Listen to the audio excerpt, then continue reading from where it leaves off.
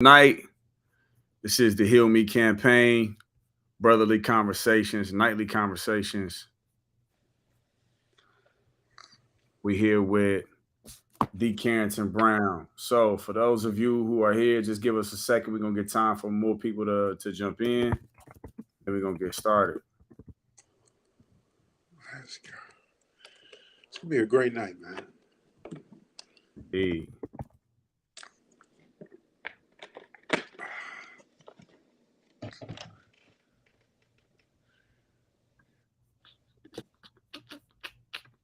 I'm just getting IG together.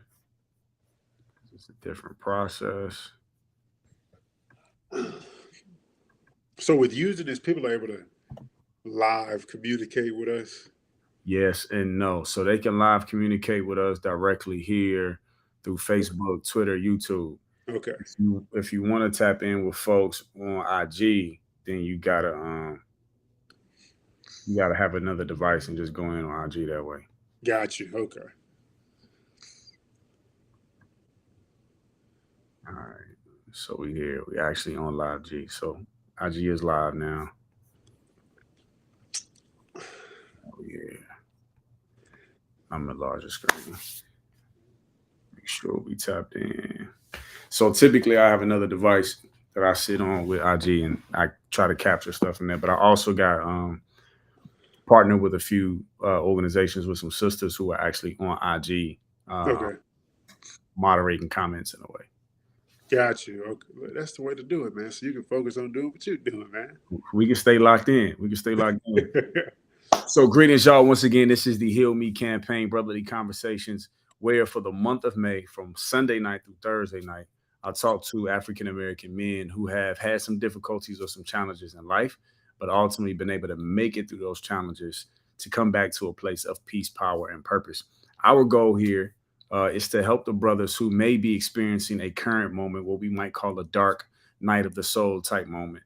To one, let them know that they're not alone. Two, to let them know that they can make it out. And then three, maybe hear some of the strategies that we employ to get to a place of peace, power, and purpose and stay there, but to use those strategies and utilize them for themselves if they so feel and if those strategies fit. But our game plan is just to be a resource of light and using our stories to help others. This comes from in 2019, I wrote a song entitled Heal Me featuring Raheem Devon, which talks about the story of how my father taught me some inadvertently taught me some unhealthy ways to cope with difficulty, and what that has done for me, against me, but ultimately, has still led me here. And so I'm thankful for that. Our guest tonight is D. Carrington Brown, who I want to introduce you guys to and let him introduce himself as well. But this is a dynamic brother. I met him in Dallas a couple months ago as part of a conference that we were both part of. Very intelligent, sharp brother in his talent, in his craft, and also in his gift. He gave us some information and talked with us at that conference, and just he really was a light in the room. So I knew we had to get him here for this month, tell a story, to tap in with him, and to see what we could learn from him. Carrington, how you doing, brother? Can you tell us who you are, what you do, how we can connect, and ultimately, man, how everybody following can love upon you, man? For sure, my man. Blessings, King. Man, before I get rolling, man, thank you again, man, for the opportunity and privilege to be a part of this, man, and to serve the people that are connected to you and all the individuals that will be exposed to this. So what's going on, beautiful people? My name is Carrington Brown, life coach, relationship expert, and I live my life simply to be God's greatest example of love, to serve people in healing, creating healthy, thriving relationships, starting with the source, then the self, then someone else. If you want to follow me, want to connect, want to tap in, on all social media platforms, I'm at the Carrington Brown. And once again, man, I'm excited, man. I have no idea where we about to go with it, man. But wherever we go, I'm with it, man, and I'm excited, man. Thank you so much, man. Life coach, listen, y'all, relationship expert. The brother's sharp. He's sharp. He's sharp. He's sharp. Actually, while we were in Dallas, one of your clients from Baltimore, no names, right? But your client from Baltimore actually came down to the conference, and we met her there, and that's how I found out even more about what you do, because she was bragging on you. She's like, "Listen, where he at, I got to go." Yeah, we done did some work together. Yeah. So I'm going to lay out the schedule for y'all today for those who are watching. So this is typically what we do. So we start with the song. The song is like our icebreaker.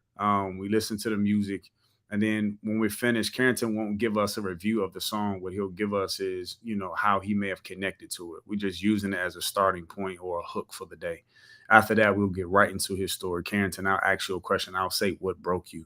If that doesn't fit, right, then maybe we'll say, well, what was your dark moment or what was a difficult moment for you? But you'll go into that for us.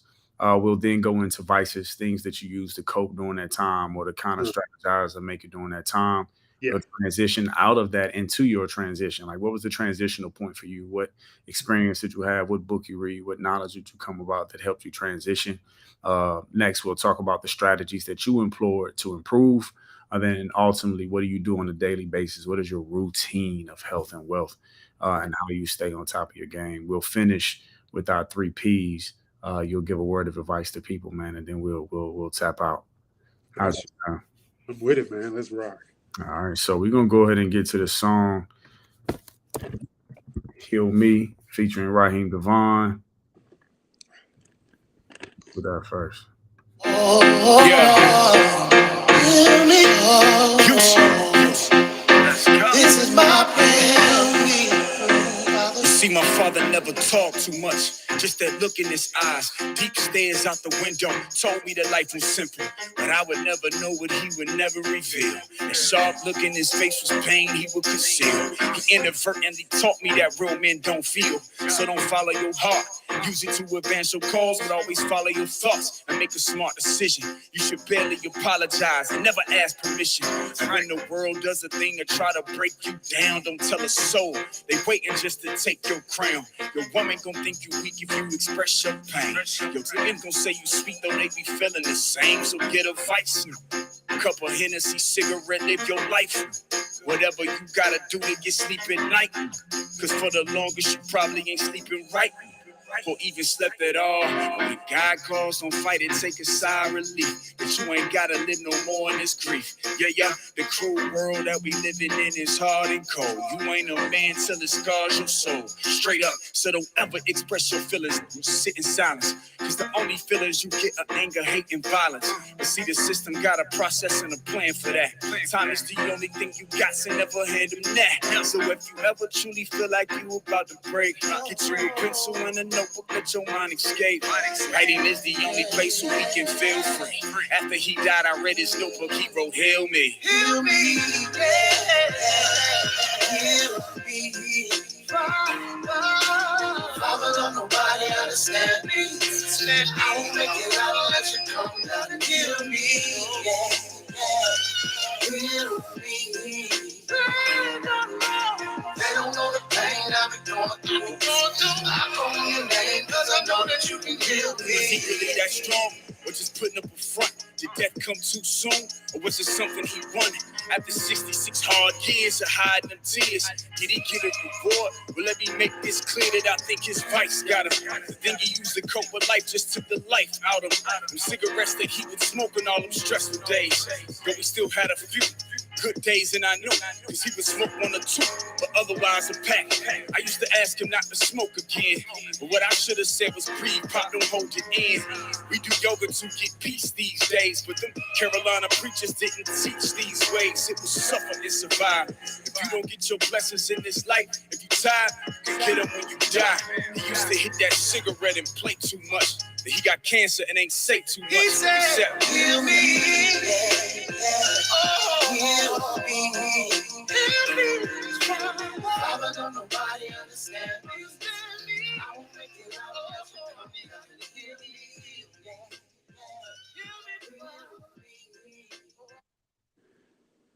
Yes, sir. Yes, sir.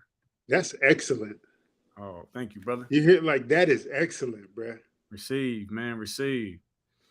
How's that sit with you, man? Like that, that's like I said, those were the lessons I inadvertently learned from my father. But I know it relates to, how some black men are raised. I don't want to say all, but how do you relate to that in terms of how you've processed? Man, a lot of things in there. So one being, to an extent, being provided an example of being disconnected emotionally. right? And not being transparent about those things. And the interesting thing about it is just growing up, especially being from the hood, it's like I'm naturally an emotionally intelligent individual in tune with those. But because of where I grew up and how I grew up, like I didn't have permission to be transparent in that. So I always had to reject that piece of me.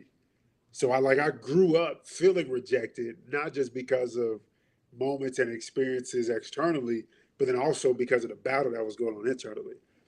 So that 100% set with me.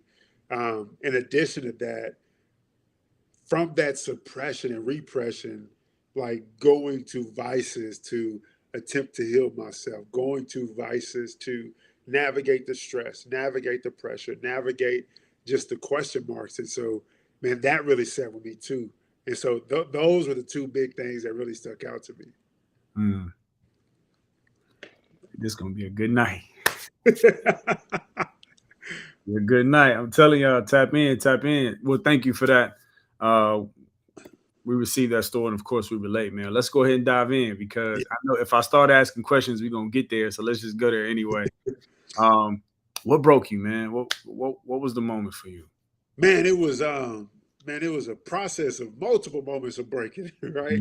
Mm. I think that that's life, right? It's like we experience one thing that breaks us, and oftentimes when we grow and develop from that, there's another breaking. And so, for me personally, one of my initial breakings was um, feelings of rejection as a result of my pops not consistently being in my life.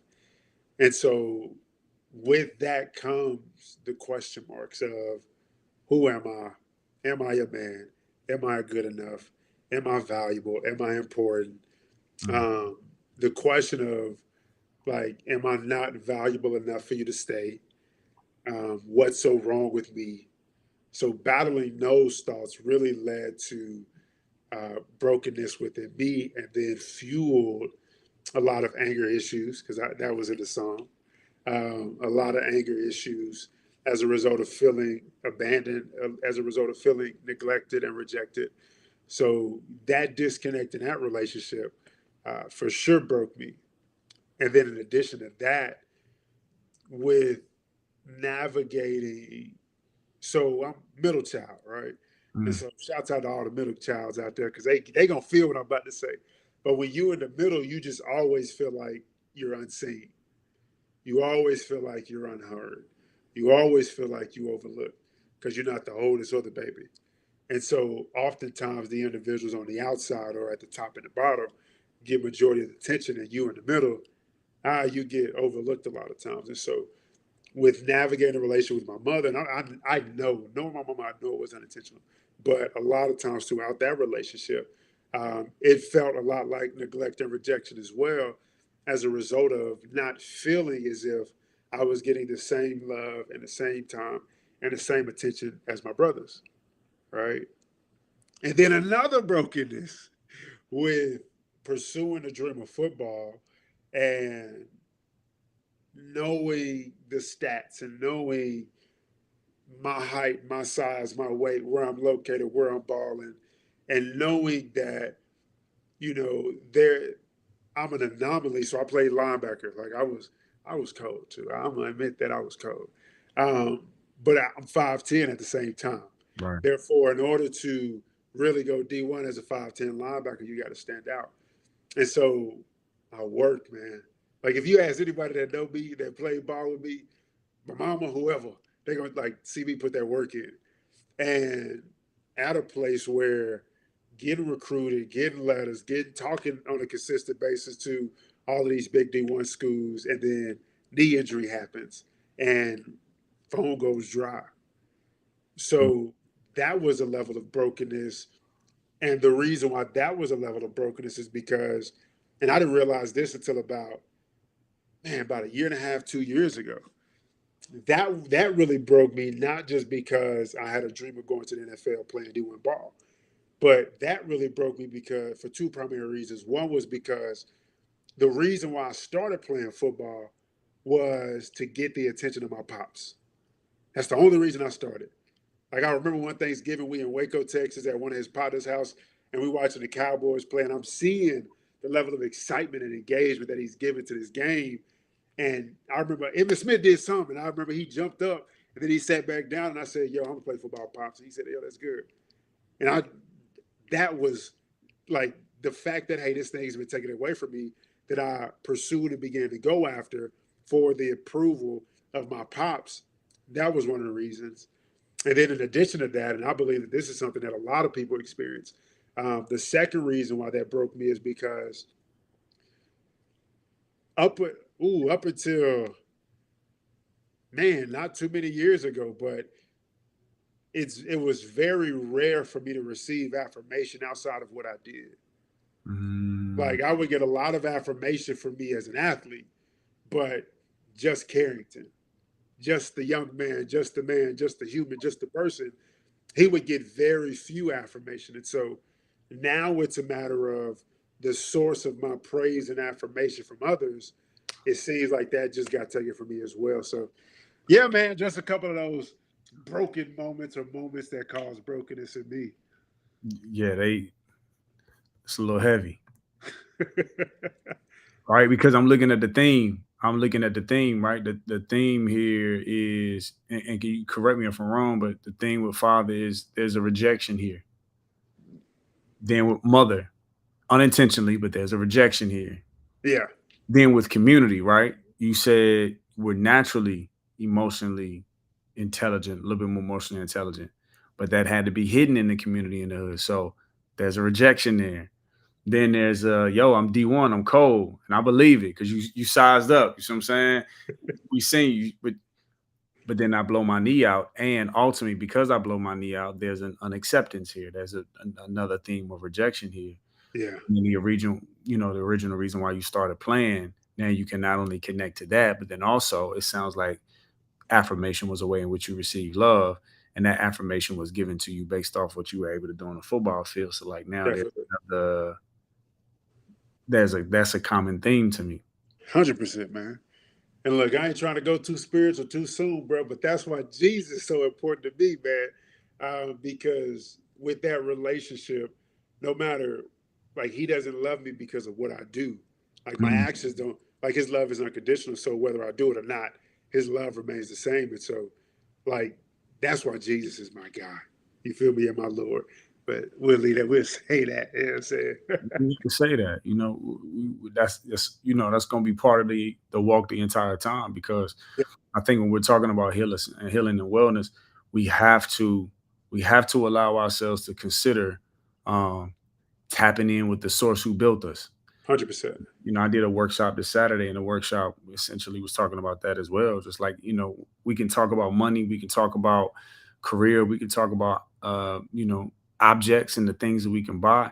Yep. But at the end of the day, and what I said to them and they felt it, and I've heard other people say it, so I gave credit to them.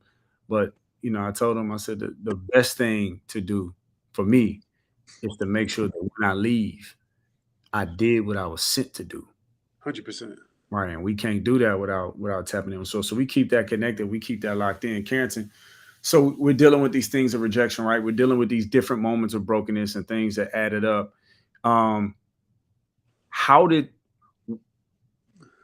where did these things show up, and how did you recognize that they were showing up, and how were they leading, guiding, controlling, or affecting your life before you recognized what was happening?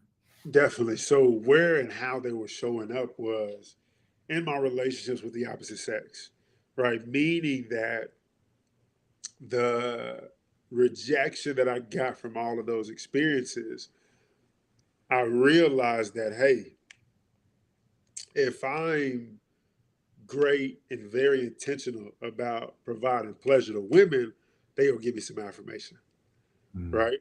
So our transition from balling out on the field, and I still, had the privilege of playing college ball, but I went from really getting my identity and affirmation from football and sports to really getting that in intimacy with women. And so I found myself creating a reputation about myself as that guy. I became the stereotypical football player, right? You can't tell now, but I used to rock my locks with the gold tips. And like I was just navigating my life as that guy that, hey, Carrington, he's a good guy, an awesome guy. But when it comes to the ladies, he about to do his thing. You feel me? And it's interesting because at the same time, and this I guess this is the part that really gets me, because this is an important part of my story. But it's like at the same time, I'm still claiming to be Christian, right? I'm living like the rest of the world, but I'm claiming to be a believer and I'm claiming to be Christian. And it's so interesting because I was navigating, seeking that affirmation, that love, that acceptance from women through sex.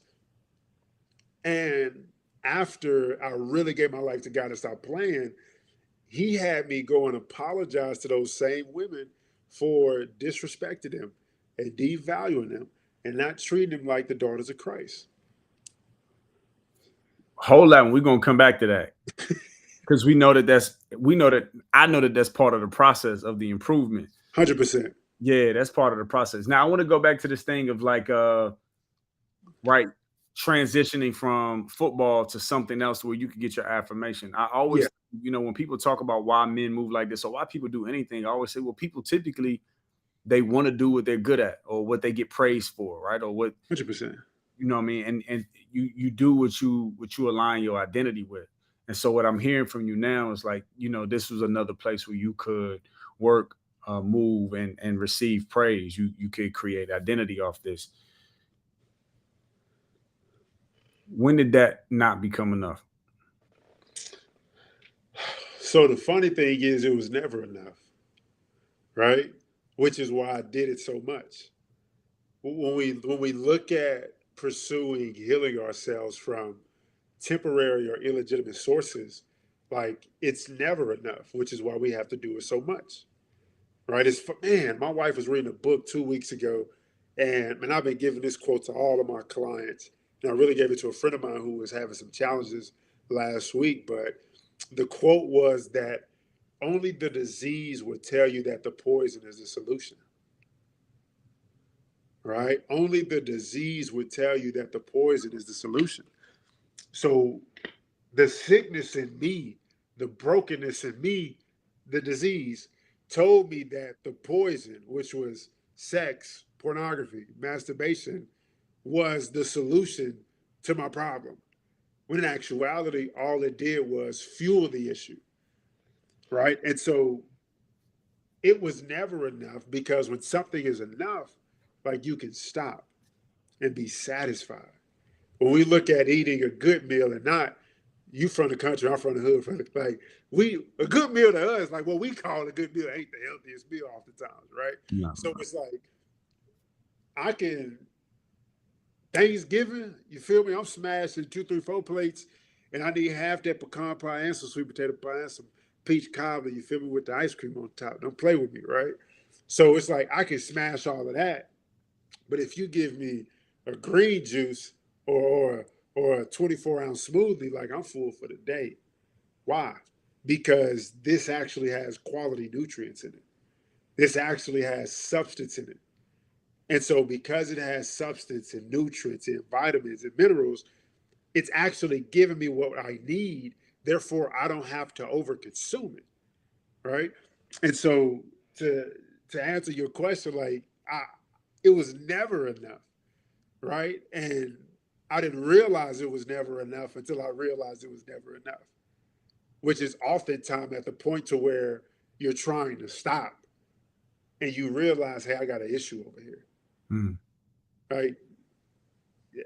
And that's how it's happened, especially with like when we look at addictions, man, it's like people don't claim that they have addictions because they never tried to stop. Like you don't know that you're addicted to something until you try to stop. And so as long as if I'm an alcoholic, like I'm not an alcoholic. I just enjoy drinking. Right. If I wanted to stop drinking, I could stop. Well, let's stop then. And then when you pursue stopping and you realize, hey, I really don't have control over this area, like that's when we start to realize that, hey, it's an issue here. But it doesn't happen until we try to stop.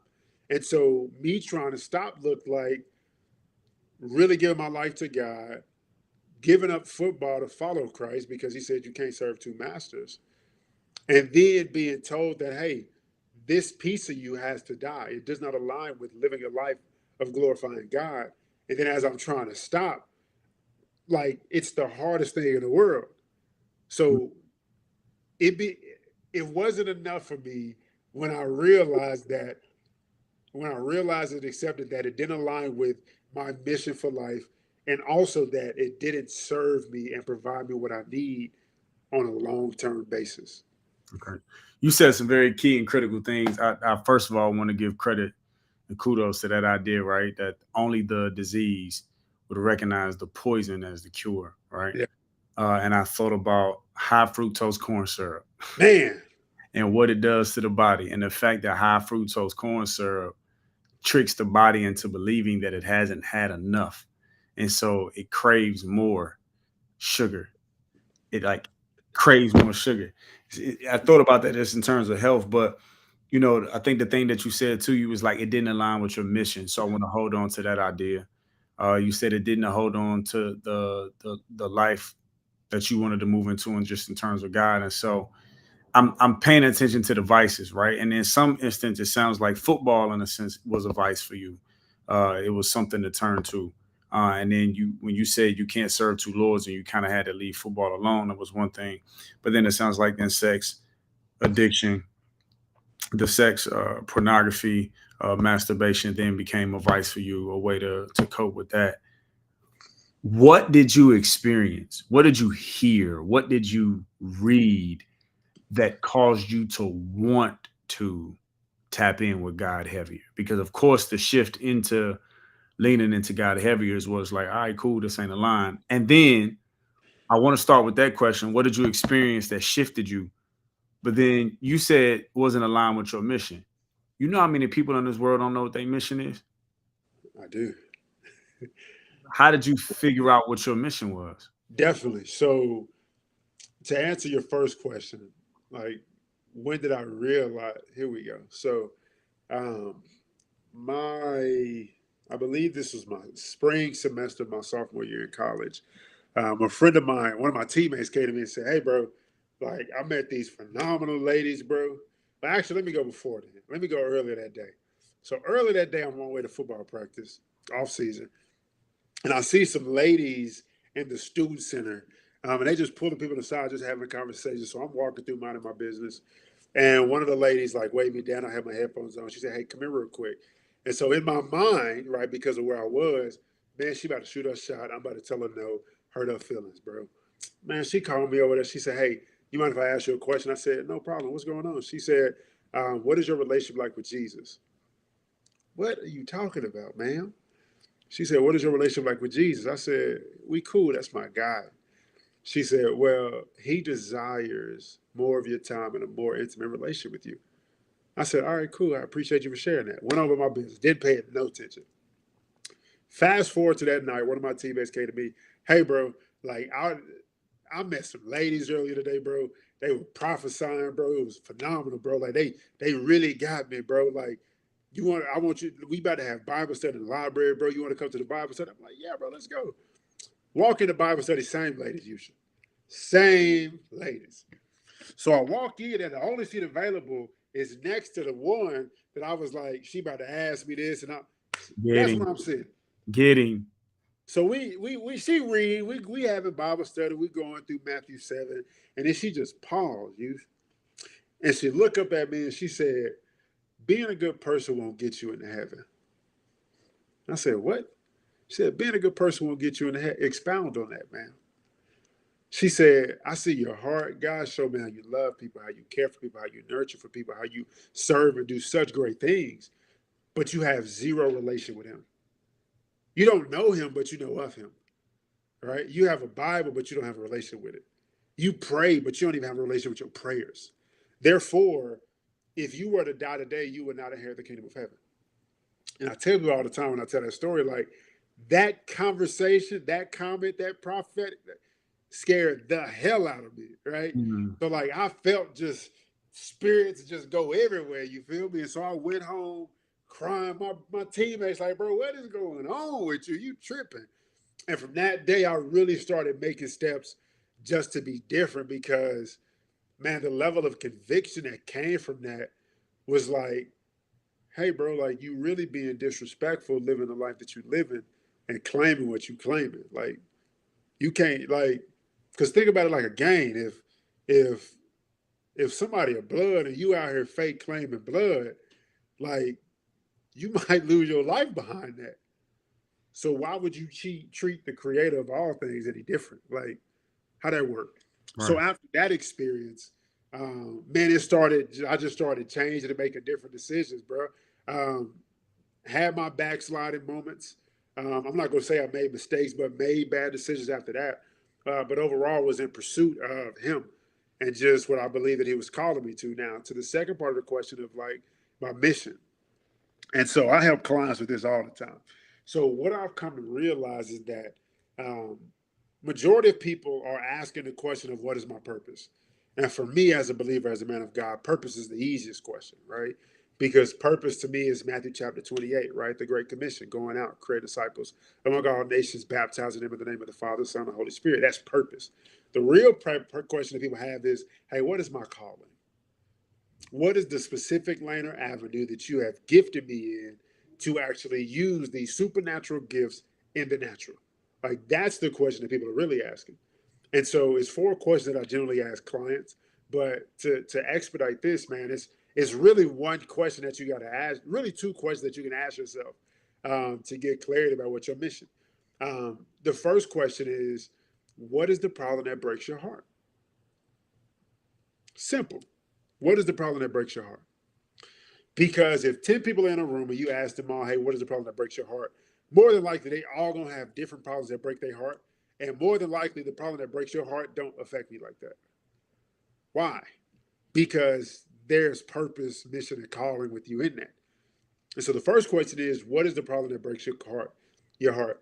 The second question is, based on the gifts that you recognize that you have, what can you create as a solution to that problem? And then you go build it. Then you go become that person. And then you go create it. And so I think a mistake that when it comes to mission and calling that people make is, you start with yourself. You gotta be who you need to be. But the challenge is like people don't know who they are. And so people make the mistake of going on journeys to find themselves. And the majority of the time when people go on journeys to find themselves, they get lost. Like most people get lost looking for themselves. Because you're not supposed to go find yourself. What you're supposed to do is ask yourself, hey, what do I believe I'm called to do and created to do? Awesome. What version of me can actually do that? And then be intentional about creating who you are now into that version of you. Like, it's not about finding yourself, it's about creating yourself. It's about designing yourself because the results and the fruit are a result of being who you need to be. Because when you are who you need to be, you're going to plant the seeds that come to fruition and look like the result that you called to have. Look, y'all stumbled in the right live today. Y'all stumbled in the right live today, right? Because Carrington is here now. The brother Carrington Brown just gave out some free coaching advice. Man, did. Just gave out some free coaching advice.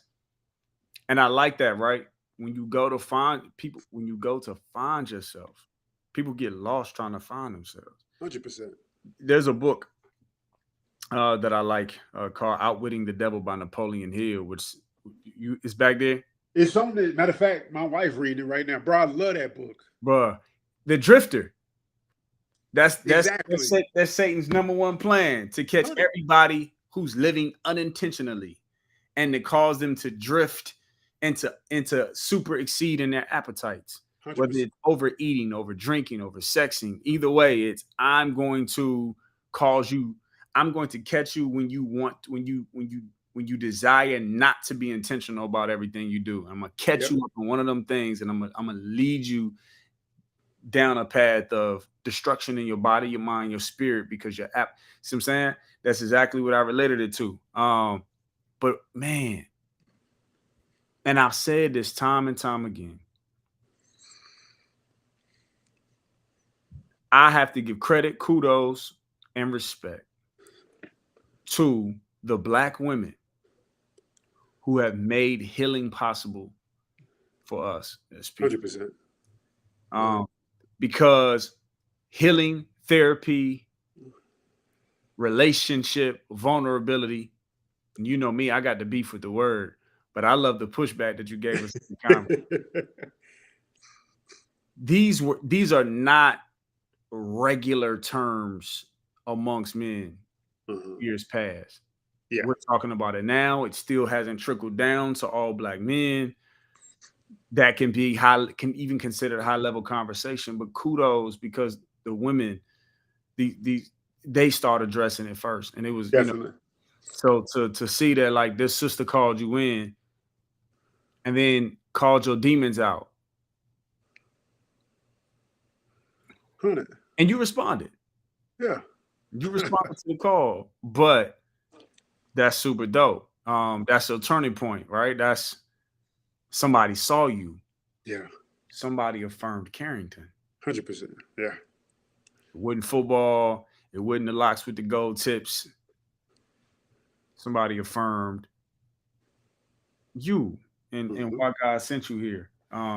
That's so key. That's so critical too. Having people in your life, receiving people in your life, or recognizing God will always send you.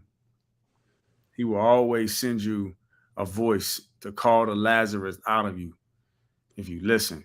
If you got Yeah. to listen, that's super dope. So you go home, you're crying, you're shedding tears, Yep.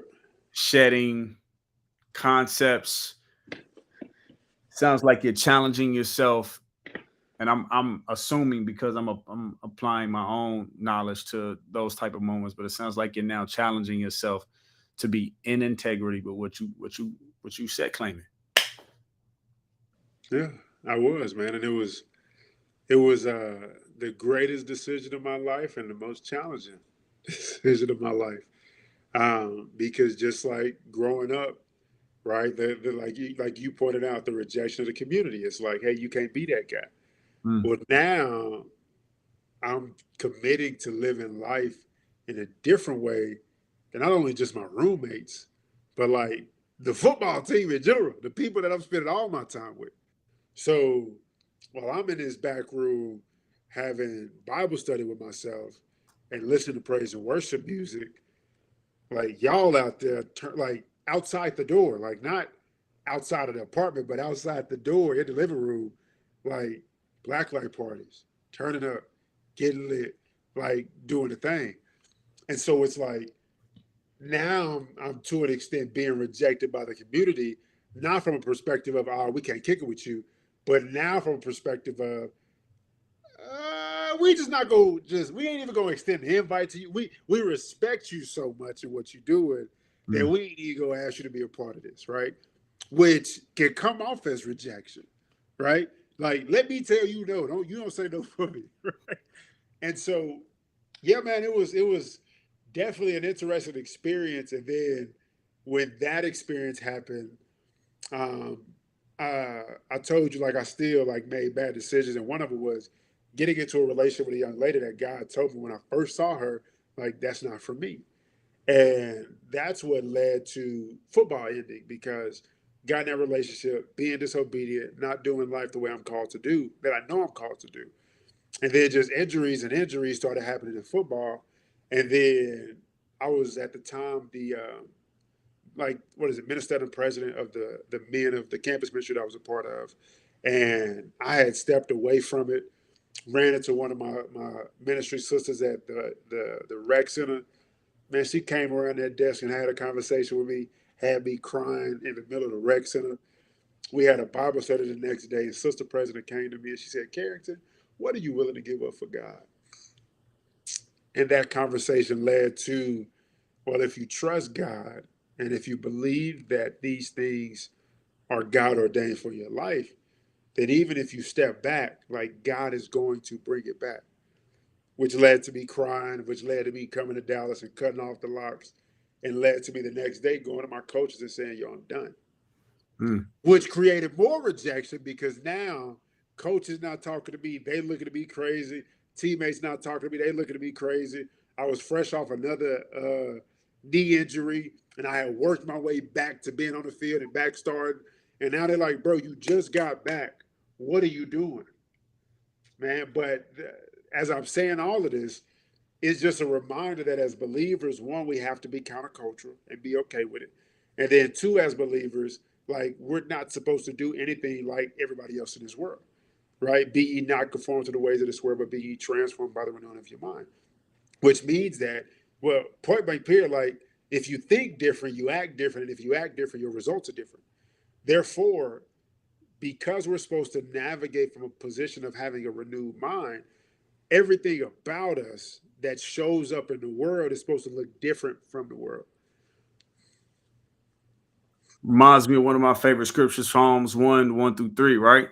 Blessed is the one who does not walk in the steps with the wicked or stand in the way that sinners take, nor sit in the company of mockers, Yeah. whose delight is in the law of the Lord and who meditates on his law day and night. That person, right, is like a tree planted by the streams of water who yields its fruit in season, whose leaf does not wither, and whatever they do prospers. I think, Yeah.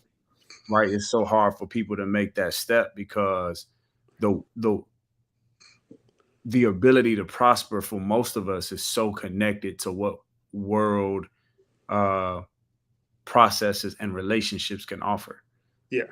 But blessed is the one who does not sit in the company of the mockers and the wicked, and does not stand in the way of those who take unrighteous path, but sits in the law of the Lord. Yeah. Which is why, if anybody was at my Work in the Winter workshop, if anybody's on the live on Instagram, was at my Work in the Winter workshop, I told them what I thought my mission was, right? So I think that's super dope that at this point, not only is your transition helping you shed, but it's also helping you. It's helping you.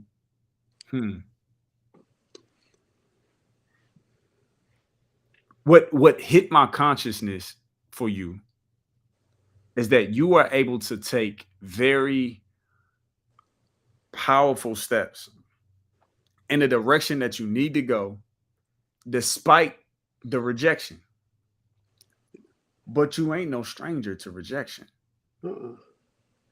It's like you was built to accept rejection in the places that you don't need to be. 100%. Yeah. I believe that, matter of fact, not even believe, I know that on the lines of, what problem breaks your heart is aligned with the calling. In addition to that, um, I know that we were all created as the answer to a specific problem. And in order to be the solution to a problem, you have to experience the problem and go through the problem so you can have an intimate level of empathy with other people that are navigating the problem. And so, majority of the people that I work with as a coach, rejection. That's the rejection. Lack of identity, rejection. Um, yeah, rejection, abandonment are the primary issues that I navigate with clients. And so I could only be able to serve them to the level that I serve them if I've been through the experience myself and had to get to the other side of it. I don't care now. Like I'm me. Like I was fearfully and wonderfully made. I don't care about none of that. Like you can say what you want to say.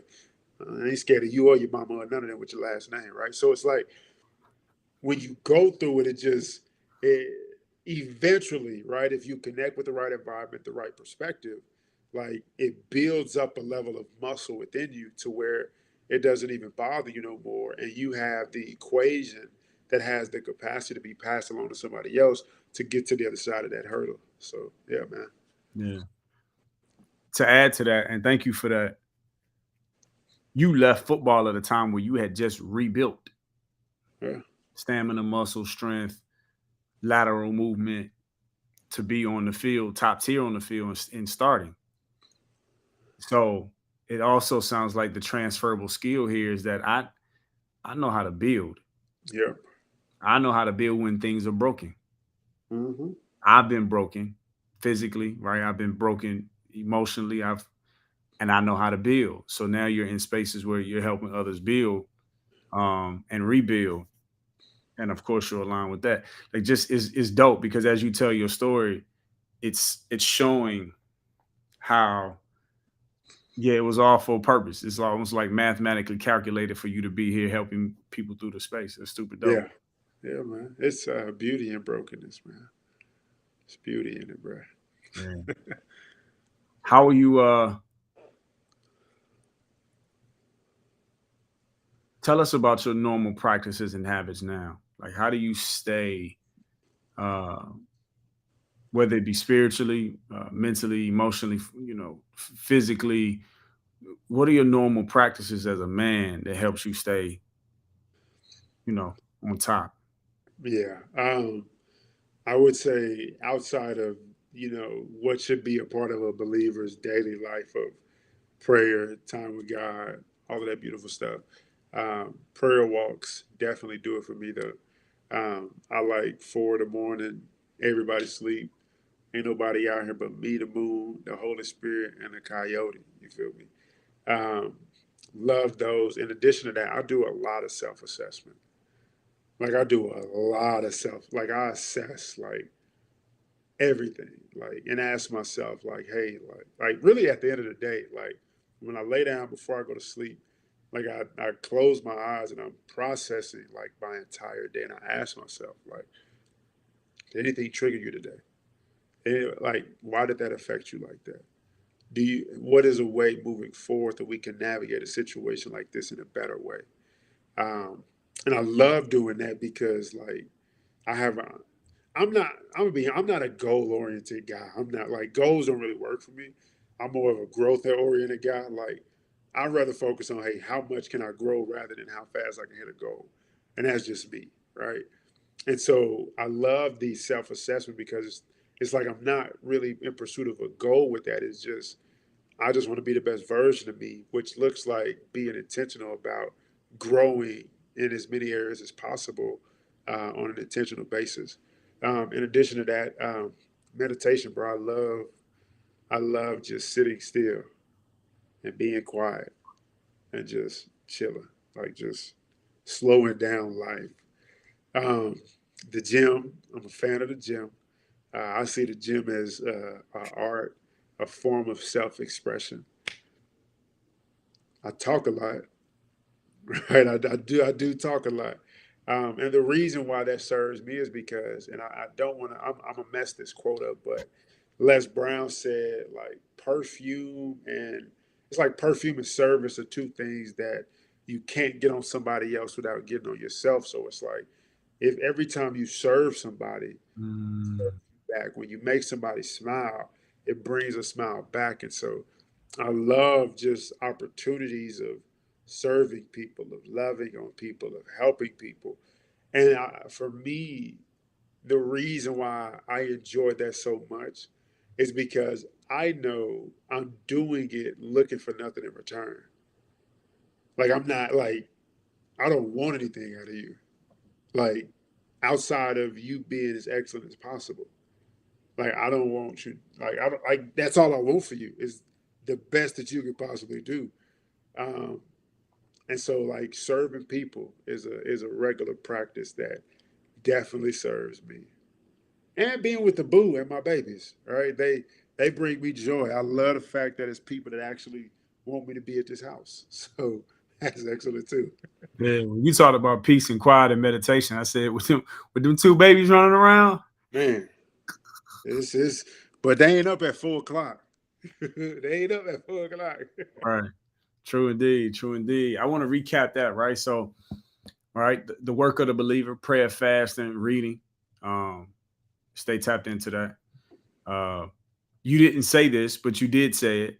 Water, hydration, Man, man, gotta stay hydrated. so important to your energy. You talked about a gym. I like the way that you communicated that the gym was an art form. You talked about your prayer walks. And right, you connected that to nature, you, the moon, and the coyote. But there's something about the synchronization of nature for us and what God put in it for sure. Definitely. Um, I feel like you talked about the connection to your family, right, which is another part of your purpose and alignment, and having that place to tap into so many different things. Meditation, of course, your quietness and your peace. Um, And that self-assessment, I think, was critical, even down to how you explained it, right? So you said self-assessment, but then you went into talking about how with the questions that you ask yourself and how you process that. I like um I like the concept of growth over goal setting for you, right? Not that either one is better, right? You just talked about who you are as a person. Yeah. But that growth mindset is so journey related. It's not like, we got this place we're gonna get to, and once we get there, we stop. It's like Yeah. I think one of the things we learn as adults is that it don't stop. There was some expectation that if there was some expectation like I'm gonna get to this particular place and then I'm gonna done with what? Yeah. As long as you're here. Yeah. This, And I think I don't mean to cut you off, but I think that the growth aspect aligns with me because of, I tell clients and people in general all the time, like, redefine words for yourself. Like, make sure the way that you're defining words align with you being better. And so, one of those words I always advise people to redefine is success, because most people define success by an end goal and destination. Um, they don't. They're unsuccessful and define themselves as that until they get to a specific place, and they may not even get to, right? And so for me personally, I define success as getting cleared about what you're called to do, and then waking up every day and just taking steps towards that. yeah, Right. So success for me is not about a destination, it's about journey. Just like being growth oriented is about journey rather than destination. yeah, Right. So it just aligns with each other. yeah. Yeah, I want to connect to that. How I teach that typically is using a car, where I tell people, windshield, rear view mirror, side windows, where Yeah. we do foresight, hindsight, insight, and talk about having proper foresight, hindsight, and insight helps you have a perspective of, kind of what you're saying, where the goal could be so far ahead of you that you could be like, if you're too goal oriented, you could really depress yourself because the goal could be so far ahead. But taking steps to look in the rearview mirror allows you to see how far you've come and Yeah. allows you to see that you're not where you used to be. But then looking out your side mirrors gives you an opportunity to enjoy the journey, right? This is the Yeah. insight. Like, where am I at this moment? Where is this place? Oh, I see the moon. I see a coyote. Like, I'm Yeah. in this space. So, Yeah. no, definitely connect to that, brother. Let's do this, man. Let's do our 3 Ps, man. The 3 Ps is just an opportunity to tap in really quick. Whatever comes to the mind, quickly comes to the mind. I want you to answer. But this is Carrington's 3 Ps, all right? When do you feel most peaceful? Oh man. Yeah. First thing that came to my mind is on my walks. Because I don't feel like I have to rush. Mm, So like not having to rush is peace. Like that's what brings me peace. not having a rush. I like it. When do you feel most purposeful? Cool. So the first thing that kind of came to my head was taking care of my family. Man who does not take care of his family, especially those in his own home, is worse than an unbeliever. So that feels like purpose for me. Man, I even feel like that's purpose, you know. Super dope. Last one. When do you feel most powerful? When I'm obedient, man. Bro, when I'm obedient and I'm forcing myself to submit to the direction and the guidance, to doing things that I don't want to do, don't feel like do, but know I need to do. Man, that obedience and ability to beat my flesh into submission, that's when I feel the most powerful.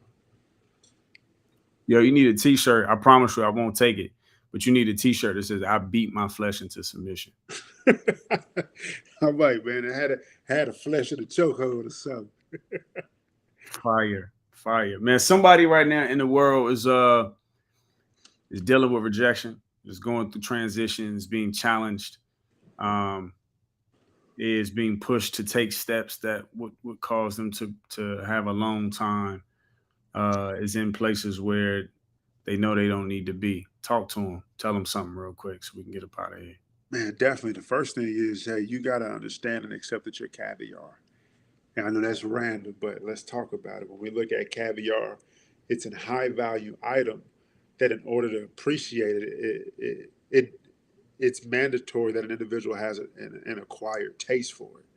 And even with the level of rejection that people have towards it, whether it be the color, what it is, the texture, or even the flavor, the creator of it doesn't say the value is less as a result of this rejection, because the creator understands that this specific thing, this unique thing, has a specific target market, and the individuals in that target market is going to value it and going to love it and going to accept it.